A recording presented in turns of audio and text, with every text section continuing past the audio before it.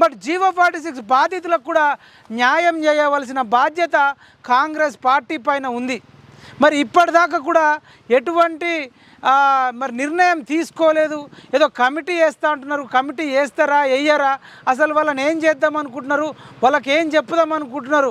ఎందుకంటే వాళ్ళు తినకపోయినా ఊర్లలోకి వెళ్ళి ఈ కేసీఆర్ అనేటోన్ని ఓడించండి, ఈ కారు గుర్తుని ఓడించండి అని చెప్పేసి మంచికి 5,000 10,000 ఖర్చు పెట్టుకొని మరీ ప్రజలందరినీ మోటివేట్ చేయించి కొన్ని లక్షల ఓట్లు కాంగ్రెస్కి వేయించారు. మరి అట్లాంటి వ్యక్తులను, అట్లాంటి స్టూడెంట్లకు, అట్లాంటి నిరుద్యోగులకు ఎటువంటి న్యాయం చేయకపోతే ఎట్లా? ఈ కేటీఆర్ అనేటోడు, హరీష్ రావు అనేటోడు అసెంబ్లీలో ఒక్క మాట జీవో 46 బాధితుల గురించి మాట్లాడతలే. ఆ కేసీఆర్ అనేటోడు ముంచిండు. మరి అట్లాంటి వ్యక్తికి బుద్ధి చెప్పాలంటే వీళ్ళకి న్యాయం చేయాలి కదా, వాళ్ళతో చర్చలు జరపాలి కదా. వాళ్ళు ఇప్పటికీ కాంగ్రెస్ వచ్చినాక కూడా ఇందిరా పార్క్ దగ్గర ధర్నా చేస్తున్నారు. కుమార్ ఆంటీ దగ్గరికి వెళ్ళి కుమార్ ఆంటీకి న్యాయం చేసారు, మాకెందుకు న్యాయం చేయలేదు అని చెప్తున్నారు. ఉస్మానియా యూనివర్సిటీకి వస్తున్నారు. పాపము పిల్లలు చాలా నిరాశ నిస్పృహలు ఉన్నారు.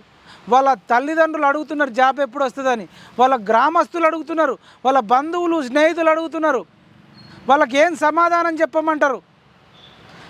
రేవంత్ రెడ్డి గారు, మీరు మంచి పేరు తెచ్చుకోవాలంటే వాళ్ళు ఆల్రెడీ మీ మీద ట్రోల్స్ చేస్తున్నారు.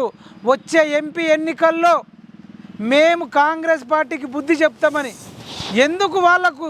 మీరు మనసుంటే మార్గం ఉంటుంది కదా, ఏదన్నా ఒకటి చేయొచ్చు కదా. ప్రభుత్వమే మీ దగ్గర ఉంది కదా, ఫుల్ మెజారిటీ ఉంది కదా. మేము తెలంగాణ నిరుద్యోగ రక్షణ జేఏసీ నుంచి జీవో 46 బాధితులకు న్యాయం చేయాలని డిమాండ్ చేస్తున్నాం. న్యాయం చేయకపోతే గనక భవిష్యత్తులో మా నిర్ణయం మేము తీసుకుంటామని మేము ఈ రాష్ట్ర ప్రభుత్వానికి డిమాండ్ చేస్తున్నాం. ఈ వీడియో ప్రతి ఒక్కరికి షేర్ చేయాలని కోరుకుంటున్నాం.